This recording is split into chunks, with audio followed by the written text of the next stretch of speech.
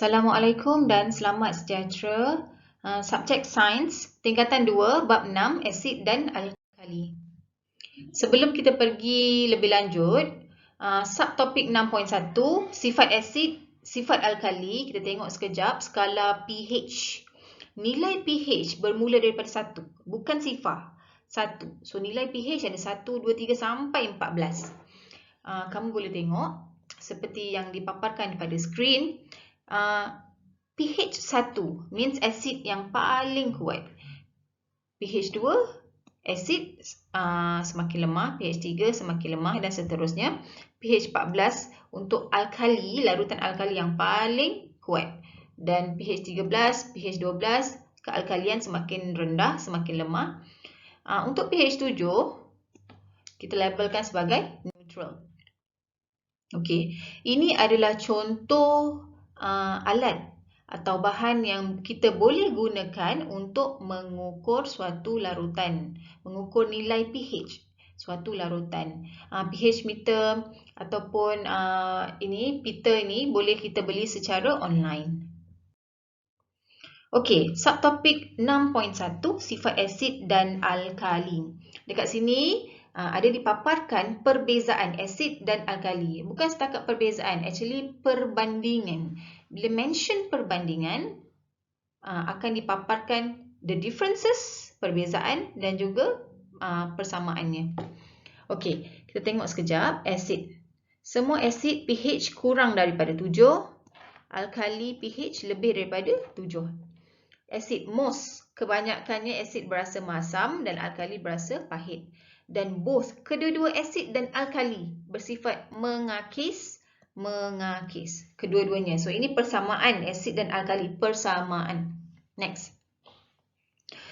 Kalau kita uji suatu asid menggunakan kertas litmus, asid dapat menukarkan kertas litmus biru kepada merah. Alkali dapat menukarkan kertas litmus merah kepada biru. Next, asid, kalau kita tindak balaskan asid dengan logam, akan dapat menghasilkan gas hidrogen. Manakala untuk alkali pula, larutan alkali, kalau kita tindak balaskan dengan logam, tiada tindak balas yang berlaku. Okey, ini peranan air menunjukkan sifat-sifat asid dan alkali. Okey, tengok tengok contoh aktiviti, contoh eksperimen ini. Okey, dalam satu tabung uji kita masukkan asid etanoik glasial, sejenis asid dalam keadaan pepejal.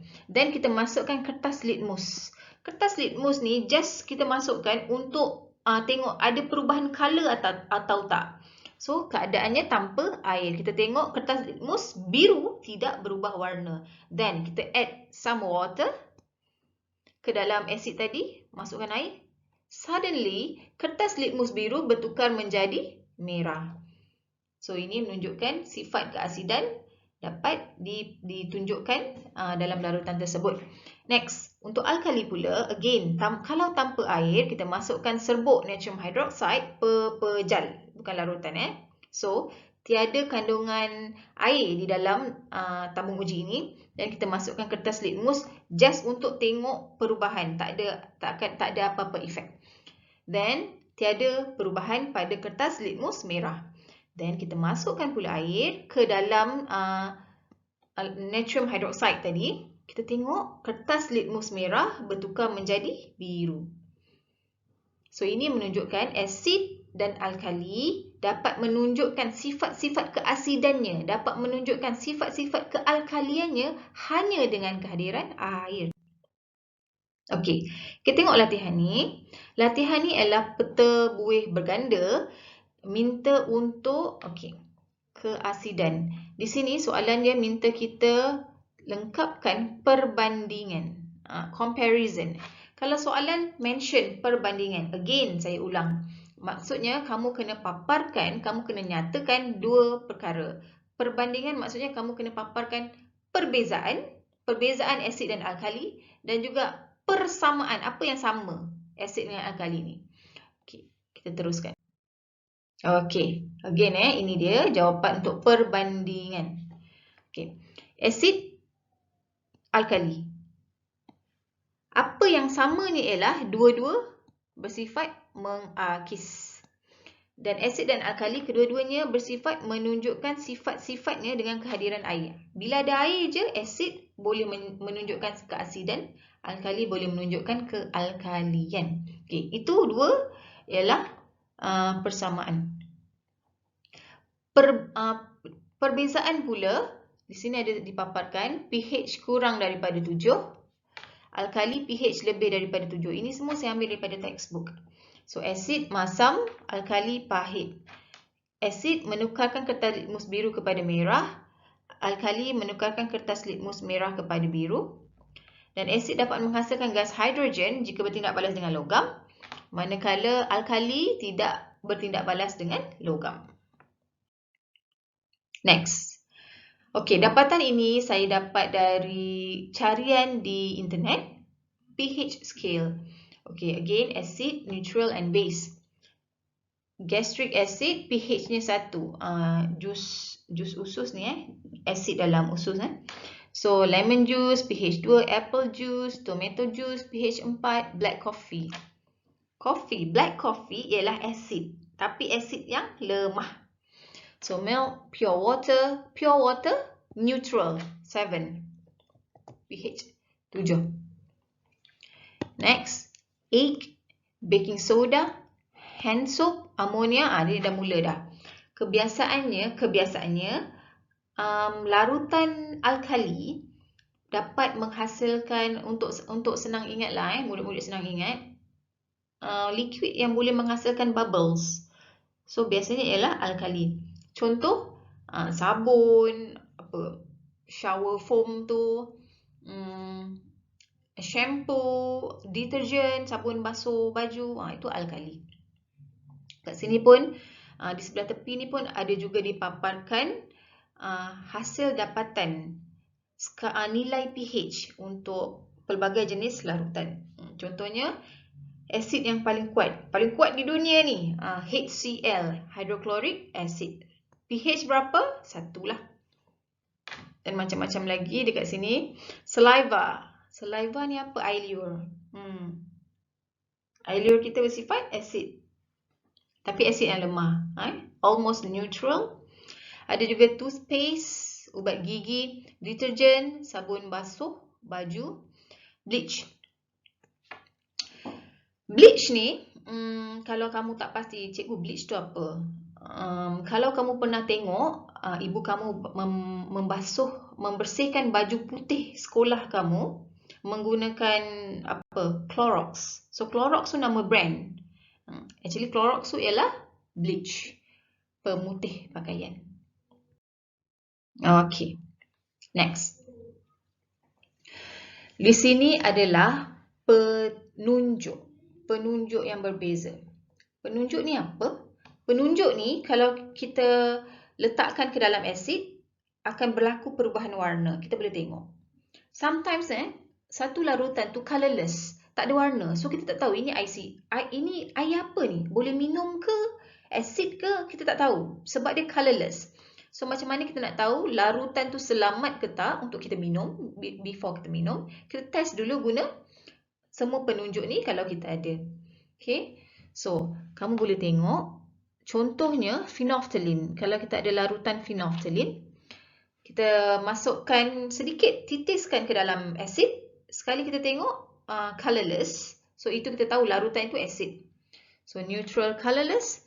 Dan kalau kita ada suatu larutan, kita titiskan phenolphthalein dan kita tengok larutan yang kita uji tadi suddenly change to pink, berubah kepada warna merah jambu. So kita tahu larutan tu ialah alkali. Next, penunjuk semesta. Penunjuk semesta, kalau asid warna merah. Metil jingga, asid warna merah. Kebanyakannya merah.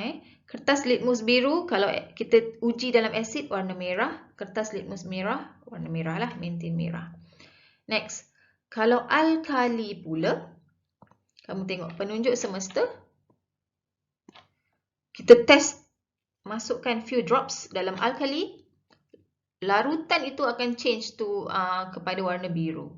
Sama, kertas litmus biru dan kertas litmus merah. Dan seterusnya kalau metil jingga, kita test ke dalam satu larutan. beralkali. So kita tengok warnanya akan berubah kepada kuning dan seterusnya neutral. Okey, di sini ada satu soalan. Ada pelbagai jenis bahan, ubat gigi, tomato, lemon juice, cuka deterjen. Tadi cikgu dah tunjuk macam-macam dapatan. Cikgu cari dekat internet, kita boleh refer dalam textbook. Maklumat-maklumat ni semua kita boleh cari. So, cikgu nak kamu try colourkan perubahan warna. Cikgu nak kamu untuk penunjuk-penunjuk ini, kertas litmus, penunjuk semester, metal jingle, phenolphthalein dan pH. pH berapa? Berdasarkan carian tadi. So, then awak dapat nilai pH dan awak labelkan, tulis asid ke alkali. Okay. So, ini adalah contoh dapatan. Okay. Contohnya, ni belum siap ni. Okay, contohnya ubat gigi, toothpaste. pH berapa? 9. 9 tu asid ke? Bukan. Asid 1, 2, 3, 4. 9, 10, 11, 12 itu alkali. So, alkali tulis di sini. So, kamu tengok. Phenolphthalein kalau dengan alkali menghasilkan color pink. Metil jingle pula kalau kita uji dengan pada ubat gigi, dia akan menghasilkan color, boleh refer dalam textbook pun ada dipaparkan. Akan menghasilkan color yellow, color kuning. So, kamu color kuning dekat sini. Okay. Dan seterusnya, warna-warna yang lain. Yang warna yang cikgu tak color ni ialah colorless. Phenolphthalein. Phenolphthalein ni, kalau kita uji dengan apa-apa asid, akan menghasilkan tiada perubahan warna, colorless. Next, activity. Kamu tengok aktiviti yang seterusnya. Okey, ada pelbagai jenis bahan, natrium hydroxide, ini alkali ni. Asid hidroklorik, larutan amonia, asid sulfurik, asid nitrik, larutan garam biasa. Garam yang dekat rumah tu, kita campur dengan air. Air suling. Air suling ni just air tapis lah, yang biasa. So, kamu diminta menuliskan nilai pH dan perubahan color. Kita gunalah apa-apa penunjuk dan kita nyatakan perubahan warna. Penunjuk yang tadi kita dah belajar tadi, tengok the color changes. Okay. Then okay, ini antaranya, ini sama macam dalam textbook, sama. Kita boleh tulis pelbagai kita boleh tulis ni perubahan warna. Asid merah, metal jingle merah kalau asid lah.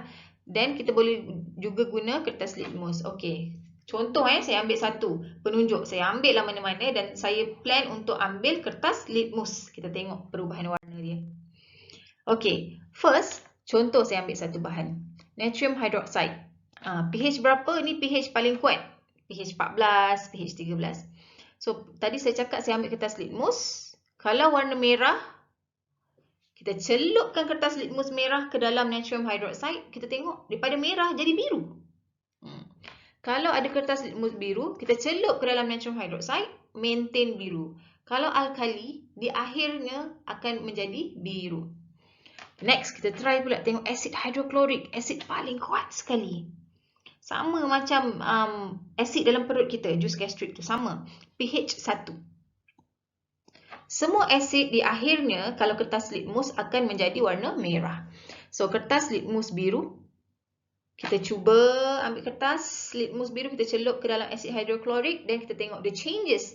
The color change to red, asalnya biru. Dia tukar kepada merah. So, kalau kita ambil kertas litmus yang memang already merah, celup dalam asid, tengok still merah. So, kalau asid di akhirnya merah. Kalau alkali di akhirnya biru. Tengok alkali, biru, biru, alkali. Asid merah, merah. pH dia asid. Tengok ini, pH 7. pH 7 apa? Neutral. Contohnya plain water, filter water, plain filter water. So, no color changes. Okay, soalan latihan yang seterusnya ni, kamu boleh tengok contoh soalan. Sama. Skala pH 1 sampai 14. Then, kita tengok A. Contoh A A. pH 1. Bahan mana yang pH 1? Kita tengok pula. pH 13. pH 13 dekat I. Bahan mana dekat atas ni yang pH-nya 13? Which one? Dan dekat bawah ni pun ada sedikit latihan tambahan. So, dekat sini cikgu ada tunjukkan. Okey, contoh. pH 1 kita tulis di bahagian kotak A. pH 1 ni apa? Contoh ni. Accumulator acid plumbum. Ini ialah asid di dalam bateri kereta. Okey, contoh lain lagi. Ni. pH 13. pH 13 contohnya ni peluntur klorin. Kita tulis dekat mana? Tulis dekat I. Macam tu. Okey, pH 7 kita tulis di ruangan E. So pH 7 of course air suling, distilled water dan seterusnya. Okey, di bawah tu lengkapkan penyataan di bawah. Semakin kecil nilai pH means skala pH 1. Skala pH 2 means kalau 1 tu nilai pH tu means asid tu kuat. Semakin kuat asid. Semakin besar nilai pH, semakin kuat kealkaliannya. Okey, contoh soalan lagi. Cikgu memang tunjukkan contoh-contoh ni. Diharap kamu clear dengan penjelasan. Okey, kegunaan asid. Ada macam-macam jenis asid in our daily life. So, ada asid citric, formic, asid tartaric, asid acetic. So, di sini ada contoh kegunaan asid. Asid citric, normally dalam jus lah. Buah-buahan orange, lemon.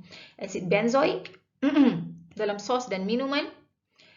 Soda, air bikarbonat, air gas. Asid tartaric, again, minuman berkarbonat, cake. Asid acetic, dalam pickles. Carbonic, minuman berkarbonat. Kalau alkali pula, ini magnesium hydroxide, ubat gigi, kalium hydroxide, sabun, natrium hydroxide, deterjen, sabun basuh baju dan sabun biasa. Next, asid dan alkali tapi dalam sektor pertanian pula. Asid nitrik, baja, amonia, baja, kalsium. Kalsium oksida. Kalau tanah tu terlalu berasid, so kita boleh neutralkan tanah tu supaya subur untuk tanaman dengan letakkan sedikit kalsium oksida untuk neutralkan tanah berasid. Next, dalam sektor industri pula, asid dulu. Asid hidroklorik kita guna untuk apa? Ini asid yang paling kuat sekali tadi. pH 1 untuk dalam dye pewarna. Asid formic untuk latex getah gumpal. Asid sulfuric bateri kereta. Alkali natrium hydroxide, ini alkali yang paling kuat. pH 13, pH 14. Kita gunakan dalam plastik, dalam rayon kain. Kalium hydroxide. Tadi kalsium. Sekarang kalium hydroxide. Gunakan dalam pewarna dan penanggal cat. Natrium hydroxide kita gunakan dalam simen. Okey, next. Last kali dalam sektor perubatan, asid ascorbic ni memang biasanya berada dalam pil vitamin C. Magnesium hydroxide dalam pil antacid. Pil antacid ni untuk kalau perut kita banyak asid kan, untuk meneutralkan asid dalam perut, kita ambil pil antacid. So magnesium hydroxide ni juga susu magnesia. Susu tapi dalam dia ada kandungan magnesium. Okey, so ini tadi contoh soalan. Asid ni guna untuk apa? Di sini ada dipaparkan. Asid citric, jus buah-buahan. Formic berdasarkan paparan yang cikgu tunjuk sebentar tadi, before this. Slides yang before this. Asid formic gumpalkan latex, getah. Asid tartaric, minuman berkarbonat boleh, untuk kek boleh. Asid acetic untuk pickles, untuk vinegar. Next, tadi asid, sekarang alkali pula. Kegunaan alkali in our daily life. NaOH, larutan amonia, calcium hydroxide, magnesium hydroxide. Kita guna untuk apa in our daily life? Natrium hydroxide, deterjen, sabun basuh baju. Larutan amonia, baja, untuk suburkan pokok. Calcium hydroxide untuk neutralkan tanah beraksid.